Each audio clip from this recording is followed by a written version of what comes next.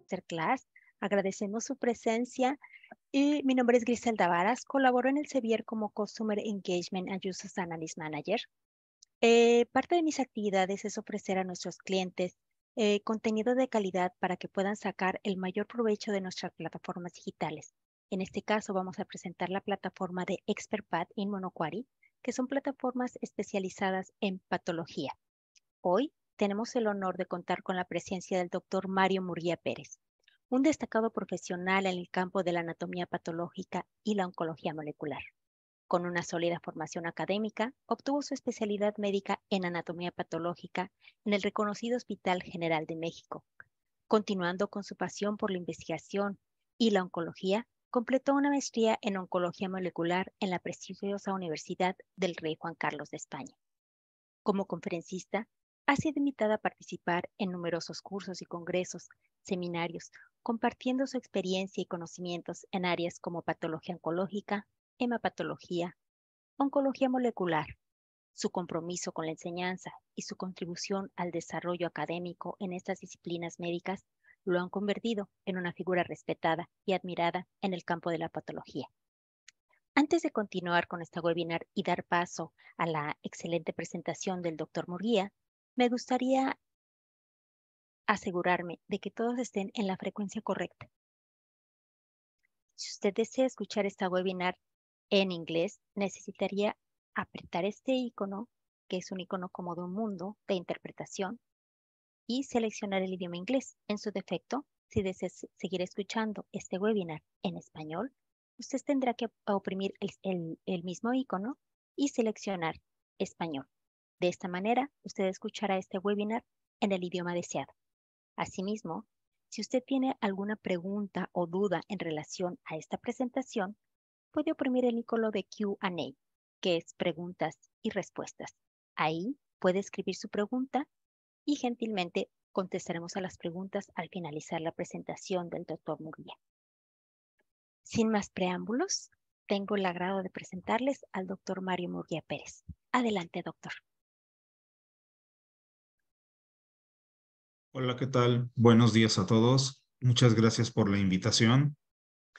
Eh, vamos a mí me gusta realizar este tipo de presentaciones de manera práctica, porque creo que es más fácil poder entender el uso de la plataforma.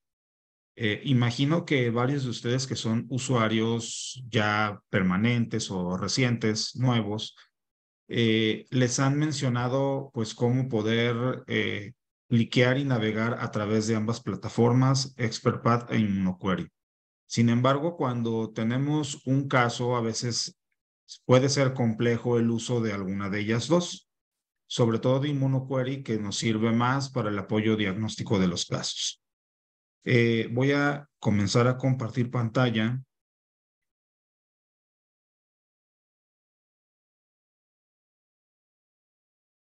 Ok, creo que se ve bien, ¿verdad?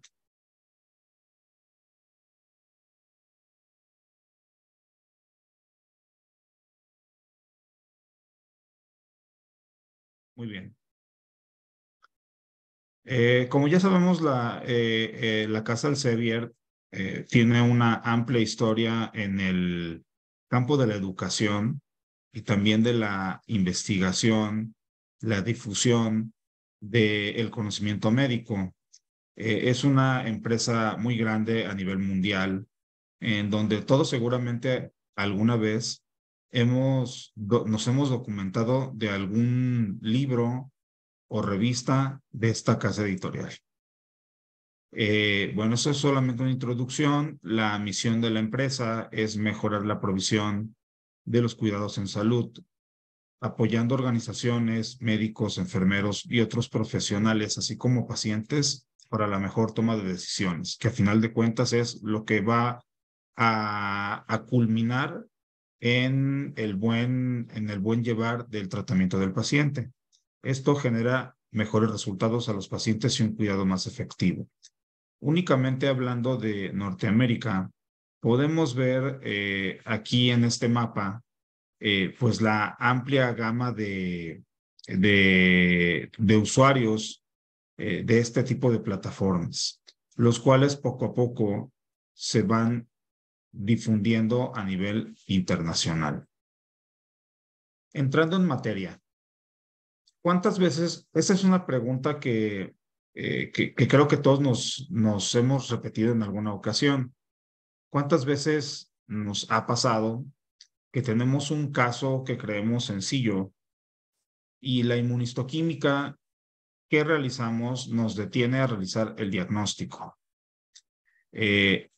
Ocasionalmente tenemos casos que requieren confirmación por inmunistoquímica, pero también queremos o deseamos saber qué otros marcadores de nuestra batería son útiles.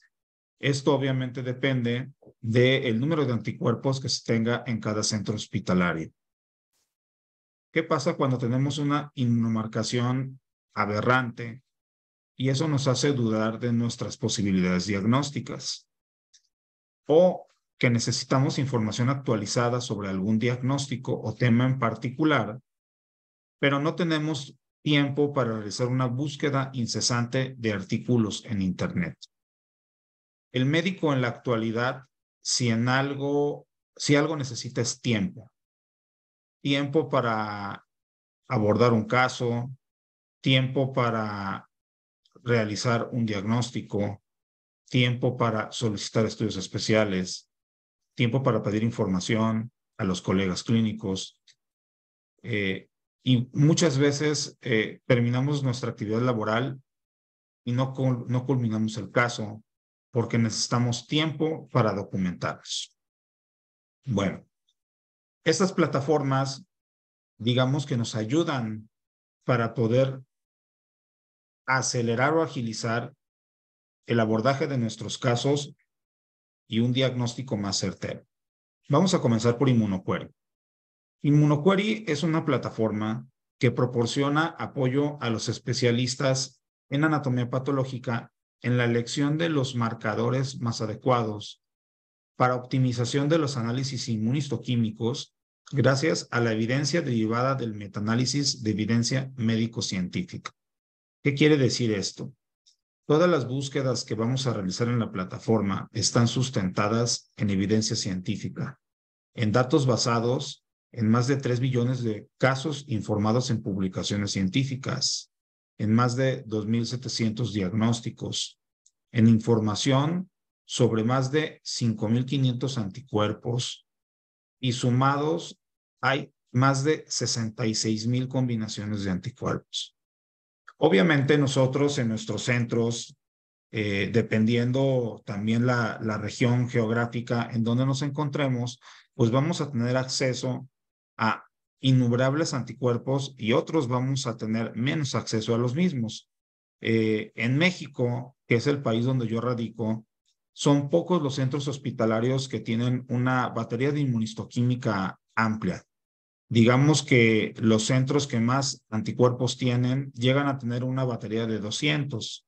Sin embargo, revisando estas plataformas y cuando nos documentamos en la literatura, podemos identificar que hay muchos anticuerpos que están saliendo al mercado, muchos anticuerpos que se están realizando investigación con ellos, o anticuerpos con distintas clones, los cuales nos pueden dar un mejor resultado dependiendo el caso que queremos abordar. ImmunoQuery lo que hace es simplificar el acceso al contenido de la inmunistoquímica. ¿Por qué? Porque de una forma nos proporciona datos en formato tabular con total de casos y porcentaje de positividad. Nos da un acceso rápido a la evidencia para el uso de cada anticuerpo en el contexto de la entidad que estamos buscando. También nos da seguridad en la elección de los mejores tests. Esto porque apoya la reducción del número de marcadores necesarios para llegar a un diagnóstico. Nos ha tocado muchísimas veces que tenemos baterías de más de 10 anticuerpos y realmente el diagnóstico se realizaba únicamente con 2. Obviamente, pues dependiendo de la experiencia que tiene cada usuario, pues lo que tratamos de hacer es descartar diagnósticos diferenciales. En algunas ocasiones lo que requerimos más bien es dar con el diagnóstico certero. También nos ayuda a estandarizar marcado para paneles o enfermedades. ¿Y esto a qué nos lleva? Al final de cuentas, sabemos los que trabajamos en un sistema público o en una institución gubernamental que el recurso no es ilimitado. Entonces, esta plataforma nos puede ayudar a un uso más racional de los anticuerpos que tenemos en el stock, a simplificar la variabilidad de marcadores disponibles y apoyar también en la reducción de los costos en inmunistoquímica. La patología no es una especialidad barata. Es barata si solamente realizamos un diagnóstico con una tinción de rutina o de hematoxilina y eosina. Sin embargo, cada vez va avanzando más este campo en el abordaje de las neoplasias. Las clasificaciones cada vez van cambiando y se van orientando hacia un entorno molecular sobre todo para las terapias dirigidas blanco, que los oncólogos cada vez nos solicitan más. Para poder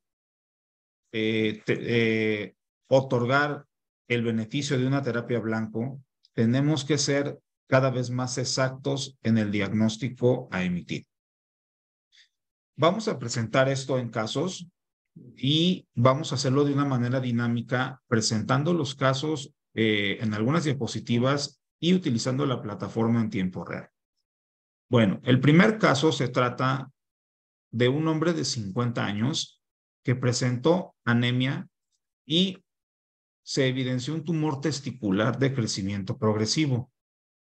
No sé a cuántos de ustedes les ha pasado, pero al menos en nuestro país es complejo que nos envíen datos clínicos para poder hacer una correlación, lo cual generalmente ayuda bastante. Y al no tener una historia clínica relevante, se abordó como tumor testicular y se realizó una orquiectomía. Estas son imágenes de los cortes histológicos, en donde podemos ver en la fotografía izquierda una neoplasia difusa que rodea los túbulos, que sustituye todo el tejido de sostén y está compuesta por células de tamaño pequeño a mediano, anguladas, con cromatina densa, en algunos casos con heterocromatina y con nucleolos prominentes. Digamos que con esas imágenes, pues tenemos un abanico de posibilidades que seguramente muchos de nosotros podemos pensar. Obviamente por el tipo de entidad y por la localización, realizamos una batería inicial de inmunistoquímica para poder tratar de determinar cuál es la entidad primaria. Entonces, realizamos citoqueratinas, pancitoqueratinas, los cuales fueron negativos, proteína S100 que fue negativo y CD45 que presentó una expresión membranosa, aunque en algunos lugares más débil que en linfocitos normales. Y además encontramos expresión para vimentina, tanto en el tejido residual normal como en el componente maligno, y CD99 positivo también en las células malignas. Entonces, en esta presentación aquí les voy a poner algunas fotografías de cómo podemos elaborar un panel, pero al mismo tiempo me voy a estar saliendo para poder hacerlo en la plataforma. Entonces aquí obviamente la opción que vamos a designar es anticuerpos, porque lo que queremos ver es cuáles de los anticuerpos que ya realizamos y que fueron positivos podemos encontrar en determinado tipo de entidades. Entonces aquí si se fijan, yo selecciono 3, lo cual vamos a hacer en la plataforma. Seleccionamos anticuerpos y vamos a escribir el nombre del anticuerpo. Si lo escribimos aquí, vienen algunas posibilidades. Hay algunas clonas de CD99 que marcan en el citoplasma. Hay otras más específicas que marcan en la membrana, que es donde normalmente deben de marcar. Pero la mayoría de las clonas, que son todas las que aparecen aquí abajo y de que son las más utilizadas o las más conocidas, las más comerciales, no quiere decir que sean las mejores, pero son las más comerciales. Normalmente son las que expresan membranoso y por ello es de que vamos a seleccionar esta opción. Después, el otro anticuerpo que fue positivo fue el CD45. Entonces, sabemos que hay distintos tipos del antígeno leucocitario común, que es este, y tenemos CD45RA y RO, que sabemos que se utilizan para marcar linfocitos T y en algunas ocasiones linfocitos TNK. Y entonces vamos a seleccionarlo y finalmente vamos a seleccionar la vimentina, que fue el último anticuerpo que fue positivo. Si se fijan, aquí nosotros en nuestra presentación tenemos un panel de anticuerpos. Lo vamos a elaborar aquí. Seleccionamos este botón que dice Build Panel, que es para crear el panel con los anticuerpos seleccionados. Y entonces nos va a dar diferentes posibilidades. Las opciones que se encuentran en la parte superior son las opciones que es más frecuente que encontremos expresión de los 3 anticuerpos con determinado tipo de porcentajes. Las otras opciones también son adecuado tomarlas en cuenta, pero van disminuyendo su porcentaje de expresión de acuerdo al diagnóstico. Entonces, si aquí bajamos toda la ventana, vemos que tenemos una amplia gama de diagnósticos que pueden ser posibles. Sin embargo, el porcentaje de algunos de los anticuerpos que se presentaron, que fueron positivos,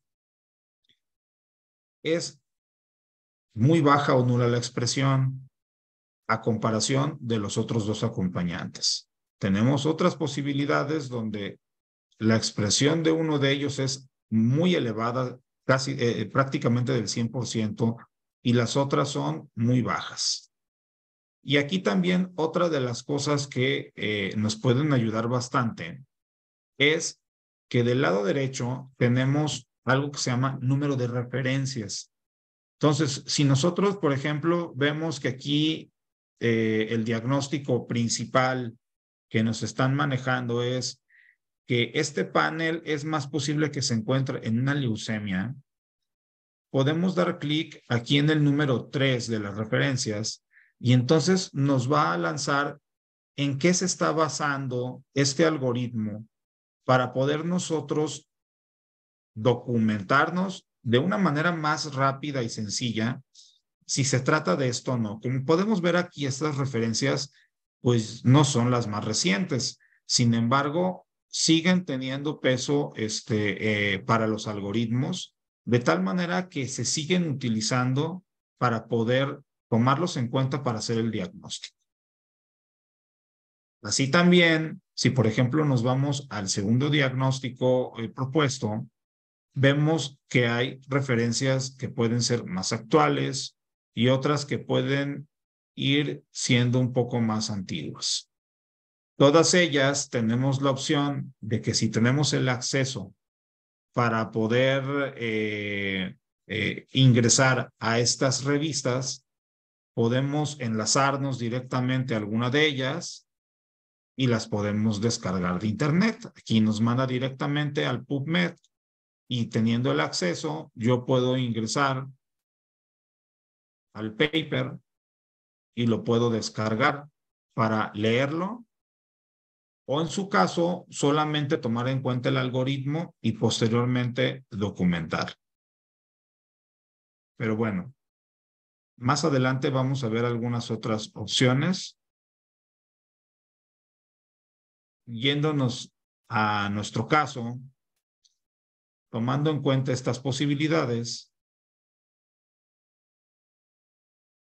realizamos ahora sí, de una manera más dirigida, la inmunistoquímica a continuar y entonces realizamos CD34, realizamos TDT y mieloperoxidasa.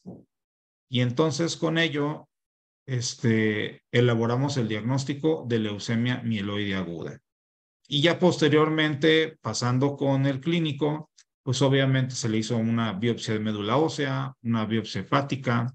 La biopsia hepática no presentó infiltración, estaba sin alteraciones. Sin embargo, la médula ósea presentó una infiltración por leucemia, la cual fue corroborada por inmunofenotipo. Bueno, hablando de los tumores hematolinfoides, vemos que de acuerdo a esta combinación, hay algunos anticuerpos que pueden ser negativos a CD45. Los que más, si recuerdan, yo les comenté que estos anticuerpos, que el CD45 era más débil que en los linfocitos normales. Entonces, las neoplasias que pueden ser negativas a CD45 incluyen estas entidades: leucemia linfoide aguda o linfoma linfoblástico, plasmocitoma, linfoma plasmablástico, linfoma anaplásico de células grandes y las células de Hodgkin y Rich-Steinberg en linfoma de Hodgkin clásico. Claro que para cada una de estas tiene sus asegúnes. En el linfoma plasmablástico y en el linfoma anaplásico de células grandes pueden ser positivos también para citoqueratinas 818 con una expresión paranuclear, lo cual nos puede orientar al diagnóstico. La proteína S100 en muchos casos es positiva en neoplasias de células dendríticas e histiocytos, por lo cual, obviamente, si se tratara de alguna de estas posibilidades, los anticuerpos que realizamos hubieran sido negativos. La vimentina se puede expresar en más o menos el 70% de neoplasias hematolinfoides y, como bien lo sabemos, es positiva en muchos otros tumores, aunque en muchos artículos todavía se utiliza. La verdad es de que en la práctica cada vez es menos confiable el uso de la misma, ya que la vimentina se puede encontrar tanto en células epiteliales como en el mesénquimo. Pasando al caso 2, se trató de un hombre de 65 años cuya clínica nuevamente es anemia y pancitopenia. En el aspirado de médula ósea se observó una neoplasia hipercelular con células malignas monótonas de aspecto blástico. Entonces, llegó a hematología precisamente por este diagnóstico y pues la posibilidad es de que se tratara de una enfermedad linfoproliferativa, por lo cual fue sometido a una biopsia de médula ósea. En la imagen histológica vemos como ya se mencionaba, una neoplasia monótona con células pequeñas, con escaso citoplasma. Sus núcleos son ovoideos a redondos, con múltiples nucleolos. Algunos núcleos son hipercromáticos. Y bueno, realizando la inmunomarcación para poder hacer descarte de posibilidades diagnósticas, nos encontramos que, bueno, las citoqueratinas presentaban un fondo que en algunos casos pudiera parecer sucio, granular. No marca el núcleo, marca el residuo del citoplasma y en algunos casos tiene expresión paranuclear. El CD45 es completamente negativo. La proteína S100 y la vimentina también fueron negativas. Y realizando más anticuerpos, vemos que tenemos expresión de PDT, de CD99 y de EpCAM, que es una citoqueratina. Esta la realizamos debido a que las citoqueratinas de amplio espectro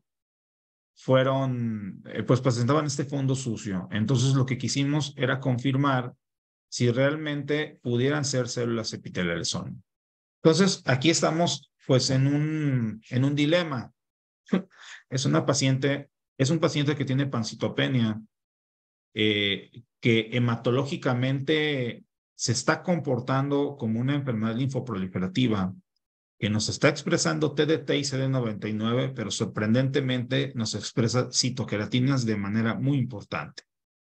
Entonces, pues, ahora si lo queremos ver por entidades diagnósticas, lo podemos ver también por marcación, pero si lo vemos por entidades diagnósticas, lo que vamos a hacer es entonces ahora seleccionar la opción diagnóstico y en ella vamos a poner las posibilidades de acuerdo a, a los casos que estamos evaluando.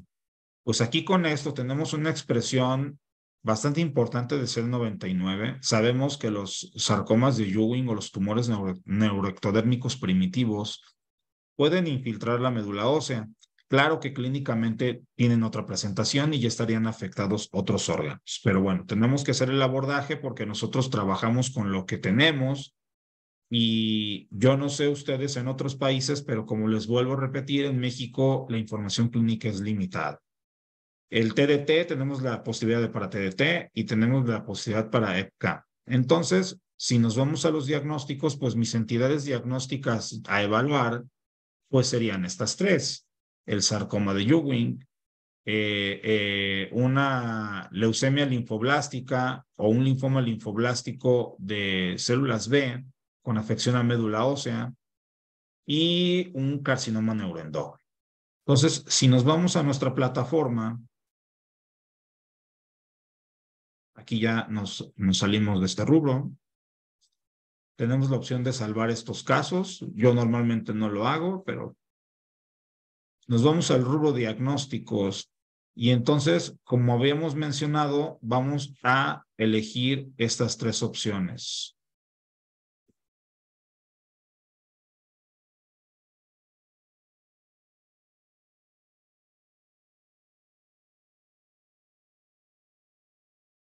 Sarcoma de Ewing.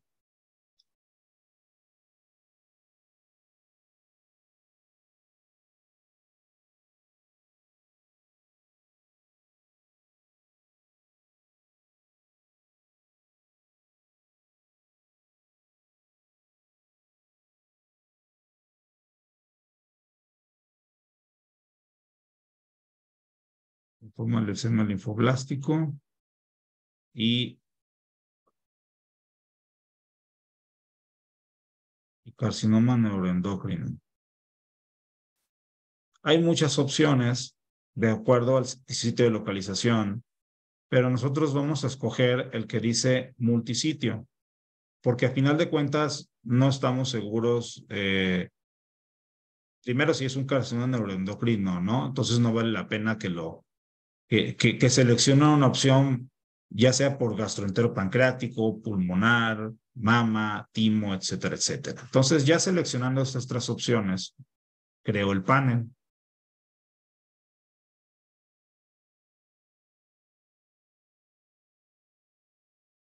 Y aquí en el panel observamos cosas interesantes. Vemos que acá hay una columna del lado izquierdo donde tenemos, de acuerdo a las tres posibilidades diagnósticas, todos los anticuerpos que podemos encontrar. Donde dice NA es que pues aquí no hay evidencia en este tipo de neoplasias. Aquí, de acuerdo al tipo de casos, cuando lo comparamos versus 2 o versus 3, vemos que puede haber expresión de ciertos anticuerpos en algunas entidades y no lo puede haber si lo comparamos con otras. O sea que no nos realiza una diferenciación. Por eso aquí arriba vienen estos indicadores que nos ayudan a observar cuando estos paneles sí nos ayudan a hacer una diferenciación o cuando no nos ayudan a hacerlas. En este caso, lo que encontramos positivo nosotros fue TDT, CD99 y EPCAM.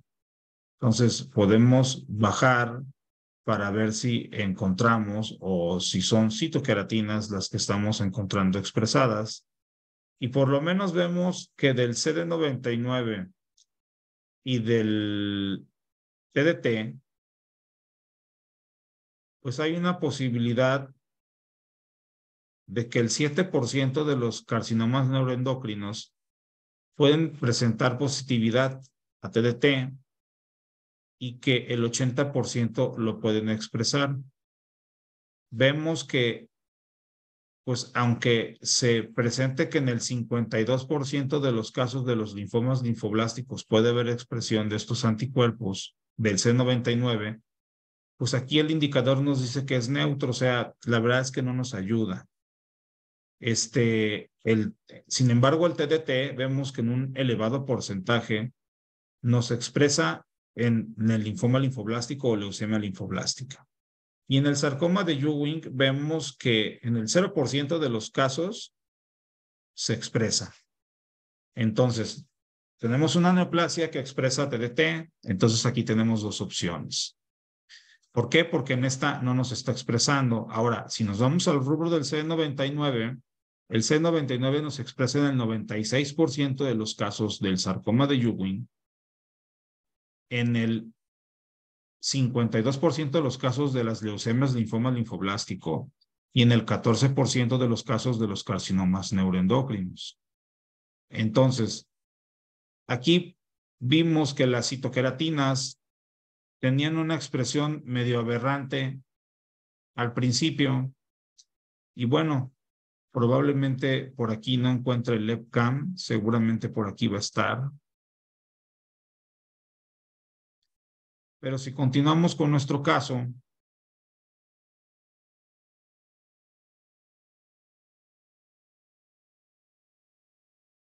es lo que les comentaba de las expresiones del TDT, C99 y citoqueratinas, confrontando estos tres diagnósticos.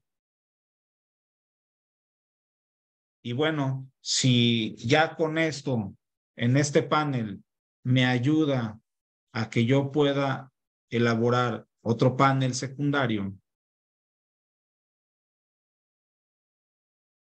cuando voy bajando, pues veo en dónde más puedo tener ciertas expresiones.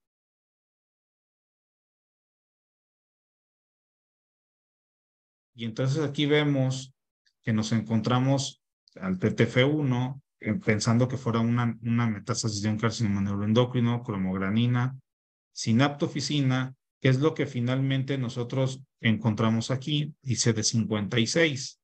Vemos cuáles son las posibilidades diagnósticas. Ninguna de estas se va a presentar en la leucemia linfoma linfoblástico. En bajo porcentaje se puede presentar en el sarcoma de Ewing y en un elevado porcentaje en el carcinoma neuroendocrino. Entonces, decidimos realizar marcadores neuroendocrinos y además arriesgarnos a tratar de ver el sitio primario del tumor. Y entonces encontramos expresión para sinaptoficina, para CD56 y para TTF1, con lo cual nuestro diagnóstico definitivo fue un carcinoma neuroendocrino de células pequeñas metastásico. Las citoqueratinas nosotros las consideramos negativas por ese fondo sucio con el EpCAM positivo, probablemente pulmonar. Aquí lo que podemos observar son estos pequeños tips, que las citoqueratinas pueden estar ausentes hasta en el 10% de los carcinomas de células pequeñas.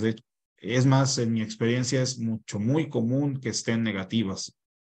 El EpCAM y el CD56 son a menudo más positivos que las citoqueratinas. Además, el EpCAM y el antígeno de membrana epitelial se pueden utilizar como marcadores epiteliales secundarios de amplio espectro si se conocen las limitaciones de cada anticuerpo. Son más útiles las citoqueratinas, pero cuando combinamos estas tres, si nosotros encontramos las queratinas de amplio espectro negativas y algunas de estas dos positivas, es muy probable que sea un tumor epitelial o con diferenciación epitelial. El TTF1 está ausente en aproximadamente el 10% de los carcinomas neuroendocrinos de células pequeñas pulmonares. y está positivo también en el 20 al 30% de los extrapulmonares. En casos discrepantes, entonces tenemos que aplicar un panel adicional de anticuerpos. Aquí, si vemos la entidad de los multisitio, aquí nosotros podemos ver los artículos, pues, que la plataforma va acumulando, y de igual manera podemos ver si podemos acceder a ellos. Aquí si yo me voy a esta opción, lo selecciono y entonces aquí me vienen los carcinomas neuroendocrinos de todos los órganos del cuerpo humano. Y entonces aquí abajo hay una tablita muy interesante en donde me viene la positividad de los carcinomas neuroendocrinos de células pequeñas, pero también tenemos que tener en cuenta el número de casos en el que se encontraron. Por ejemplo, yo no sé ustedes, yo nunca hubiera hecho una 5-alfa reductasa 3 para un carcinoma neuroendocrino, y menos con 2 casos positivos. Pero si vamos bajando cada vez más, vamos a encontrar anticuerpos, unos que no conocemos o no estamos familiarizados con ellos, y otros que son los que más utilizamos y que vemos que los porcentajes son cada vez menos frecuentes. Aquí, por ejemplo, vemos que el EpCAM expresa en el 93% de los casos, y esta data sí es importante, en 147 casos evaluados. Seguimos bajando para ver en dónde nos encontramos, por ejemplo, las citoqueratinas en el 86% de los casos, el INSM1, que es uno de los que yo más utilizo, que es más específico, en el 86% de los casos, en 302 casos, el CD56 en el 86% de los casos, en 1,627 casos evaluados. Y seguimos bajando y pues no nos encontramos la cromogranina, no nos encontramos la sinaptofisina, hasta que nos encontramos la sinaptofisina y vemos que tiene una positividad del 73% de los casos, nada más que el número es mucho mayor, 2,396. Y así podemos seguir viendo todos los anticuerpos que pueden expresar.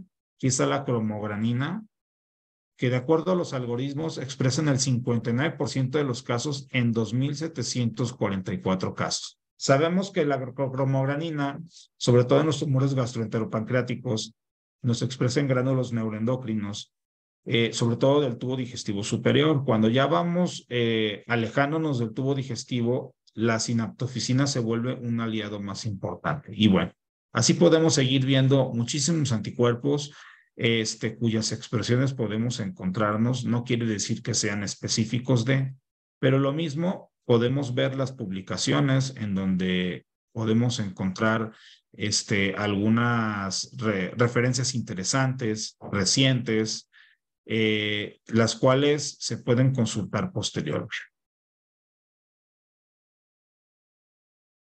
Bueno, continuando, bueno, aquí es lo que les mostraba. Vamos con el último caso. Este caso es un caso muy interesante porque la verdad me costó un poco de trabajo llegar al diagnóstico, y debo aceptar que en este caso la plataforma para mí fue vital. Se trató de una mujer de 42 años que clínicamente presentó tos recurrente y dolor torácico. En la tomografía se encontró un tumor irregular en el lóbulo derecho. Entonces, lo que se realizó, bueno, aquí hay un pequeño error, se realizó una biopsia pulmonar dirigida por tomografía, y bueno, estas son las imágenes histológicas.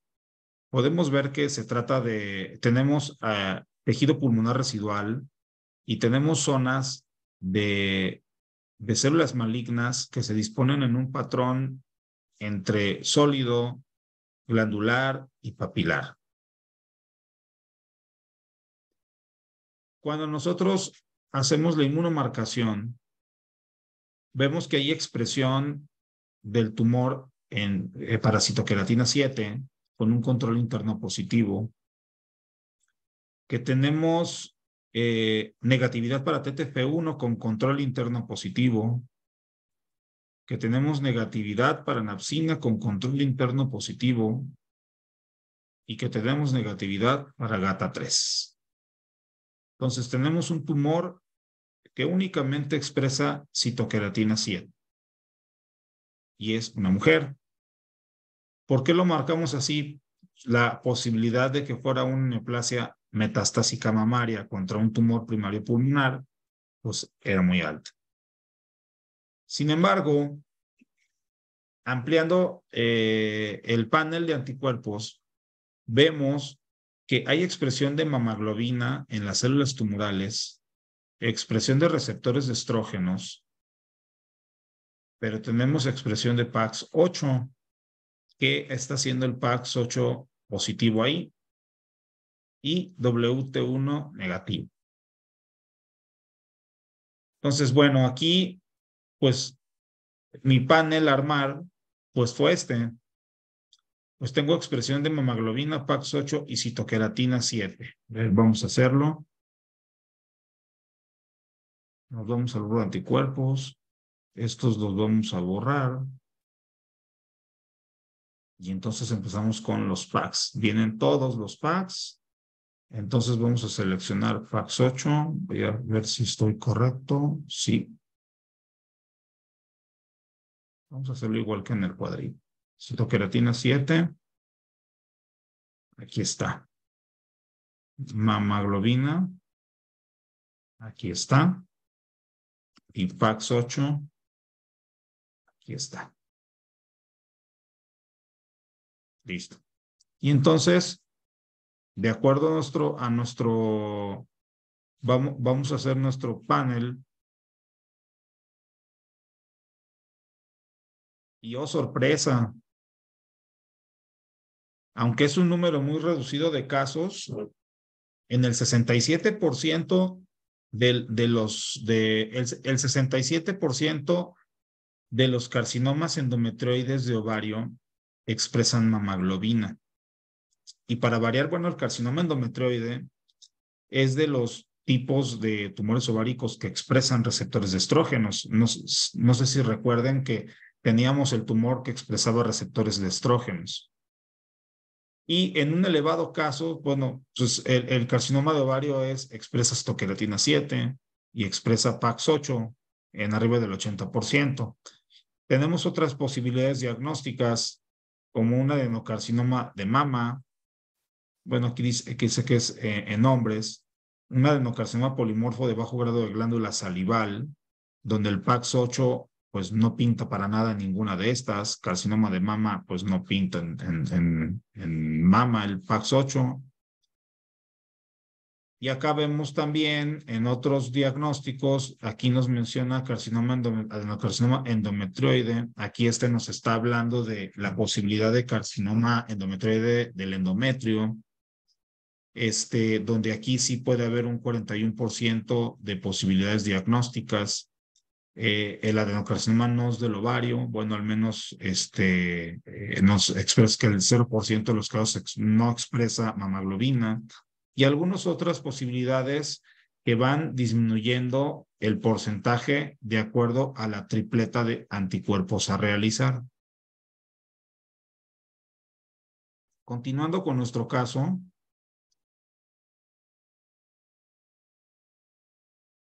si nos vamos al diagnóstico de carcinoma endometrioide de ovario,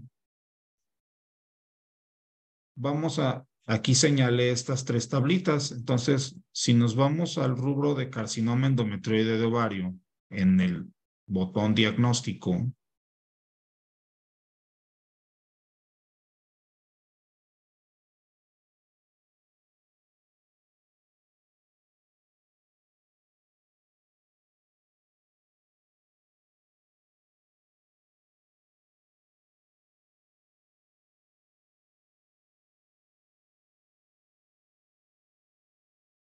lo analizamos Y entonces vamos a buscar los anticuerpos que fueron positivos en nuestra batería. Citoqueratina 7, 5 referencias, 2020, 2018, 2004, 1998, 2007. Seguimos bajando.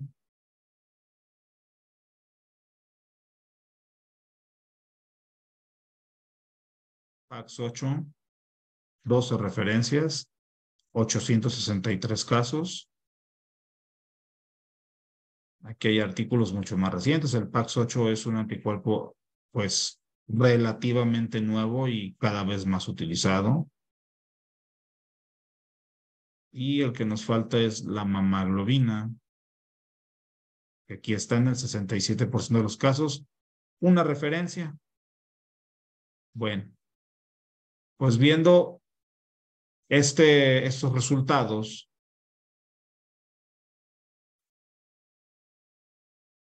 bueno, también podemos hacer un análisis de los casos de acuerdo a la expresión que tuvimos. Aquí todavía lo hacen un poquito más individualizado y vemos lo mismo, ¿no?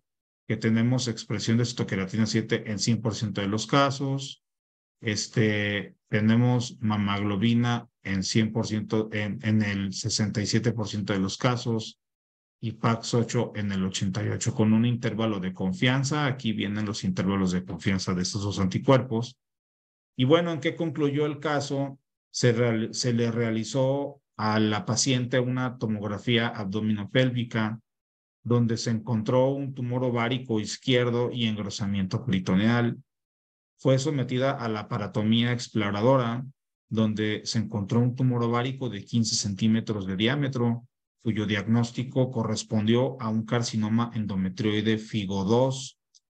Además, presentó carcinomatosis peritoneal, ganglios pélvicos y retroperitoneales positivos, además de las metástasis pulmonares. Bueno, como ven, Immunoquery es una plataforma que nos puede ayudar bastante para el abordaje de los casos, ya sea para confirmar, ya sea para poder saber qué ampliar y poder optimizar la batería, o en algunos casos, cuando nos sorprende la expresión de anticuerpos, como en este tercer caso, pues nos ayuda bastante. Bueno, pasando a la segunda plataforma, hablábamos del tiempo. Si no tenemos tiempo para poder documentarnos en ver cuáles son las posibilidades diagnósticas, referencias, clínica, patrones histológicos, posibilidades, diagnósticos diferenciales, que todo eso lo vemos en los artículos o en los libros de texto. ExpertPath es una solución. Aquí tenemos miles de segundas opiniones a un clic, y todas ellas diseñadas o más bien editadas por autores que ya todo el mundo conocemos, profesores de una experiencia probada. Es un soporte de diagnóstico en línea que ayuda activamente a reducir la búsqueda porque consolida todo, lo empaqueta. Tenemos imágenes, diagnósticos diferenciales y herramientas en un solo lugar. Esto optimiza el tiempo de manera eficiente, precisa y rápida. Tenemos más de 5,000 diagnósticos comunes y complejos, más de 70,000 imágenes de alta calidad, resúmenes de grupos de diagnósticos, tablas de resumen de sistemas y órganos, temas tradicionales de histología y además protocolos y pautas para la gestión de las muestras.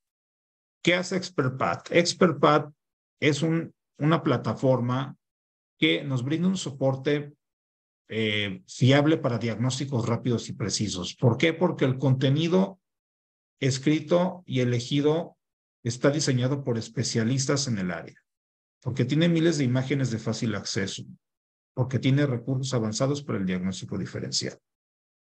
Además, reduce los errores observacionales y de interpretación debido a la fácil búsqueda de los diagnósticos. Facilita la estandarización de los recursos en la consulta y tiene recurso actualizado en todas las especialidades, lo cual lo voy a mostrar en un momento.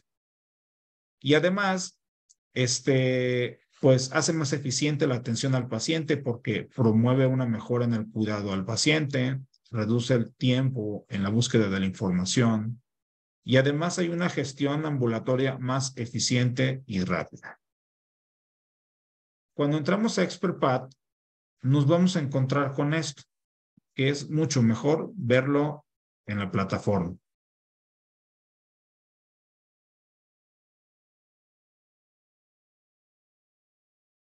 En ExpertPath tenemos todo lo que uno quiera buscar. Tenemos todos los tópicos organizados por sistemas, por áreas que queremos buscar, por temas como autopsias, laboratorio, más englobado neuropatología, inclusive tenemos tópicos de medicina transfusional y trasplante. Tenemos aquí la opción de hacer la búsqueda por cada uno de los tópicos. Esos son los que llamamos categorías primarias. ¿Por qué? Porque luego se van subcategorizando. También tenemos la opción de hacer una búsqueda en la barra buscadora que tenemos acá. Entonces, por ejemplo, si queremos buscar alguno de los diagnósticos que ya vimos, vamos a hablar del último, del carcinoma de ovario. Nos vamos al rubro ginecológico. Y aquí, pues lo que está es una plataforma muy organizada en la cual vemos la cantidad de diagnósticos que podemos encontrar y además se organizan por entidades, alteraciones inflamatorias, lesiones no neoplásicas, neoplasias cutáneas, neoplasias de tejidos blandos en el caso de vulva. Si vamos a ovario, tenemos entidades no neoplásicas y neoplásicas. Por ejemplo, si damos clic en las no neoplásicas, vemos las entidades que podemos encontrar nosotros en el ovario. Seguramente no son todas, pero son la mayoría de las que nos encontramos más frecuentemente. Y todas ellas tienen imágenes y referencias. Si nos vamos al rubro de las neoplásicas, aquí en el ovario están divididas de acuerdo a la clasificación de la OMS. Entonces tenemos los tumores epiteliales, los mixtos del epitelio y estroma, los de cordones sexuales y estroma, los tumores mesenquimales, de células germinales, estroma y células germinales, los misceláneos y los metastásicos. Entonces, el caso que nosotros vimos fue pues, un carcinoma endometrioide de ovario. Aquí tenemos toda la gama de los tumores epiteliales, desde los benignos, los limítrofes, los de bajo grado y los malignos, hablando específicamente del ovario. Entonces tenemos los serosos, los endometrioides, los mucinosos, los de células claras, tumores de Brenner, la gama de los tumores de células transicionales, los de células pequeñas y grandes neuroendocrinos y los hepatoides. El diagnóstico que vimos fue un carcinoma endometrioide del ovario. Si nosotros ingresamos, primero tenemos un pequeño resumen. Bueno, antes de seguir, vean los autores que desarrollaron este tópico, el doctor Cobel y la doctora Oliva, los cuales son patólogos ampliamente reconocidos a nivel internacional. Empezando aquí, lo que vemos es un pequeño resumen o perlas diagnósticas, hablando desde la terminología hasta los diagnósticos diferenciales. Cuando vamos bajando nosotros, cada uno de estos rubros se van desarrollando. Vamos viendo cuál es su terminología, su definición, y algunos otros rubros que podemos consultar. Como vemos, es un resumen muy bien elaborado. Inclusive tenemos también estadios clínicos, tenemos las características macroscópicas, las características histológicas, los test de inmunistoquímica que más frecuentemente se encuentran. Aquí nosotros, por ejemplo, vimos que encontramos expresión de PAX8 y citoqueratina 7. Aquí en este caso, pues obviamente no nos habla de la mamaglobina. ¿Por qué? Porque no es un anticuerpo que comúnmente se encuentre. Si se fijan, solamente lo encontramos en una o tres referencias, no recuerdo bien, pero pues es una posibilidad a tomar en cuenta. Las alteraciones moleculares, sus diagnósticos diferenciales. Y aquí en este rubro de diagnósticos diferenciales, si nosotros queremos ver uno de ellos, solamente tenemos que darle un clic en donde el link está en azul. Y entonces nos enlaza a la entidad que queremos ver.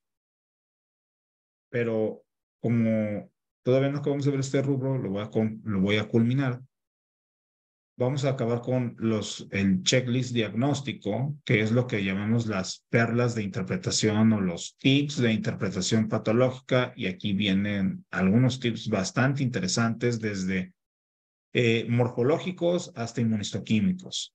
Y finalmente las referencias. Vemos las referencias, son referencias actualizadas, son referencias de revistas reconocidas. En este caso, este tópico pues tiene bastantes referencias, pues es una entidad muy común. 61 referencias. La más antigua es de 1982 del doctor Robert Jung, con su clásico artículo de los carcinomas endometriales del ovario que simulan o recuerdan tumores de los corneos sexuales, hasta el más reciente que viene en esta plataforma, que es de Acosta y colaboradores, que se publicó en el Histopathology en el 2020. Igual, pues si queremos, podemos hacerle clic aquí al link. Y entonces, si ya tenemos acceso, pues ya aquí podemos meternos para ver si lo podemos bajar.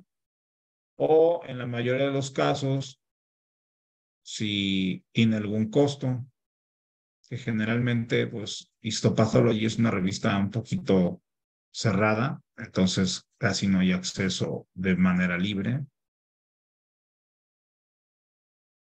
Y otra de las cosas importantes es que, pues, aquí, los patólogos no solamente hacemos diagnósticos, nos dedicamos a la enseñanza. Entonces, esta plataforma nos permite poder ver imágenes de una calidad muy, muy, muy, muy buena. Si nosotros le damos aquí al zoom, vemos imágenes de una calidad altísima, una muy buena definición. Y aquí viene la descripción, aquí abajo, de la imagen con lo que nos están señalando con las flechas.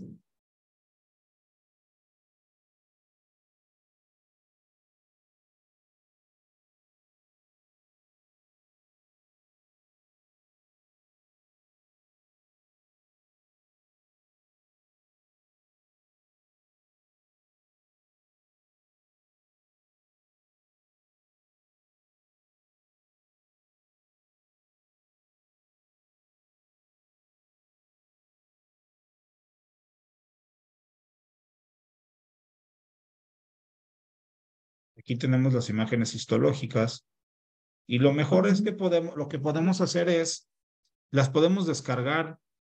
Primero las podemos ver en pantalla completa, full screen, y ahí la ven. Padrísima definición, ¿no? Ahora, ¿la quieren descargar para ponerla en una presentación? A lo mejor ustedes tienen van a dar una clase en la universidad o una plática dirigida para patólogos o para clínicos para que lo puedan ver. También la pueden descargar. Lo que hacen es, le Dan clic en Download to Presentation.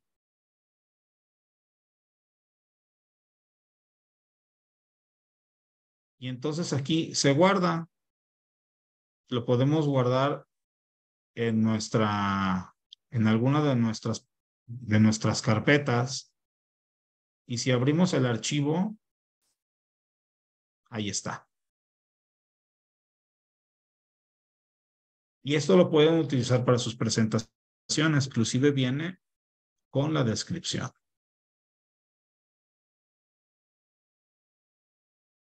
En lo particular, a mí se me hace que es de muchísima ayuda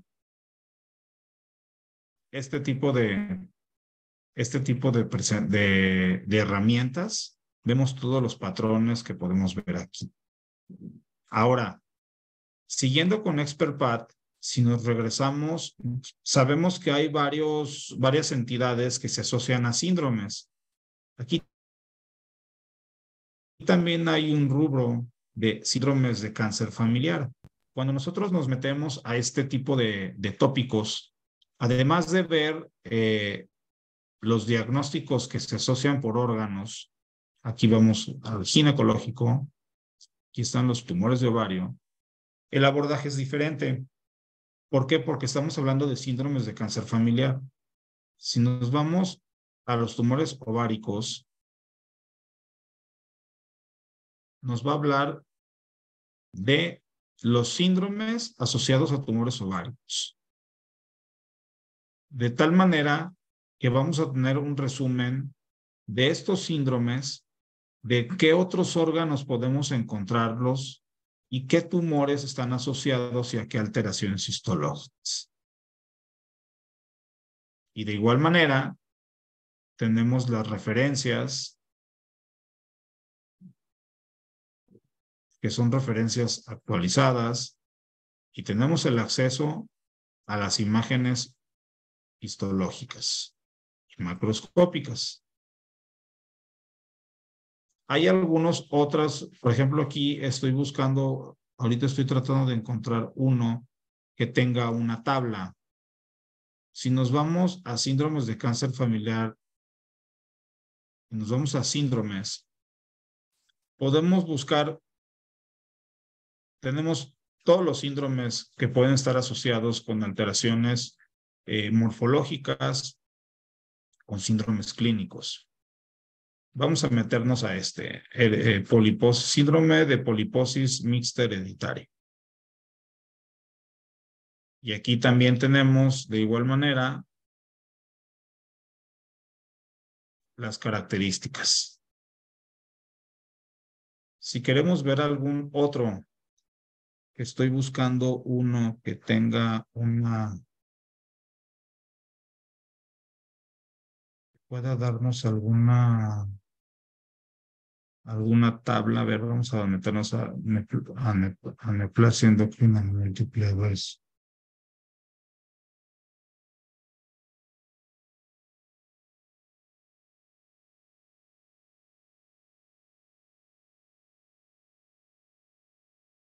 Síndromes de carcinomas colónicos.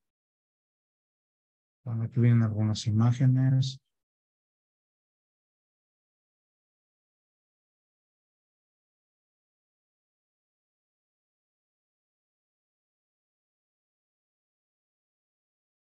Aquí, hablando del síndrome de Beckwith-Wickelmann, tenemos unas tablas. Y aquí en estas tablas podemos tener información complementaria bastante resumida, las cuales también podemos descargar. Los defectos moleculares, las alteraciones moleculares más frecuentes, su frecuencia, si hay mosaicismo o no, el riesgo de recurrencia, las características clínicas. Y aquí tenemos algunas otras características que podemos encontrar.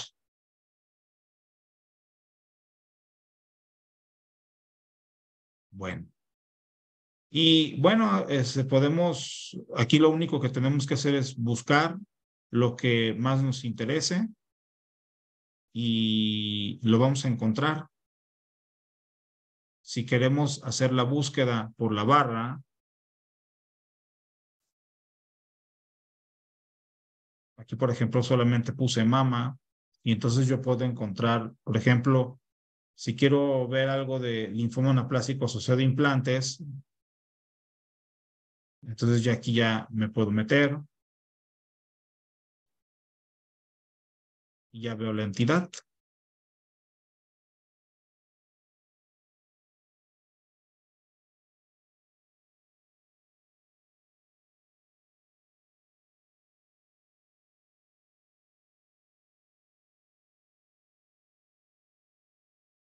Junto con todo lo que tiene que ver con su bibliografía.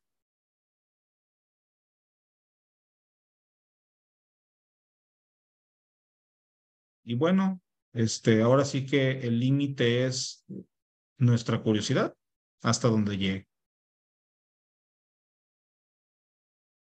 Esta es la, si mal no recuerdo, ya era la última, porque pues aquí prácticamente era lo mismo, nada más que decidí hacerlo por parte de la plataforma en vivo.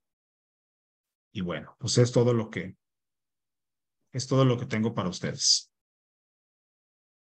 Muchísimas gracias, doctor Murguía. Ha sido un placer tenerlo aquí con nosotros. Tenemos algún par de preguntas que se respondieron en línea. Eran en relación a compartir las pantallas y en relación también a cómo a que hiciera más paneles, pero hizo suficientes paneles como para que todo mundo viera cómo pueden hacer las comparaciones y cómo puedan hacer las diferentes combinaciones de paneles. En relación a esto eran las preguntas.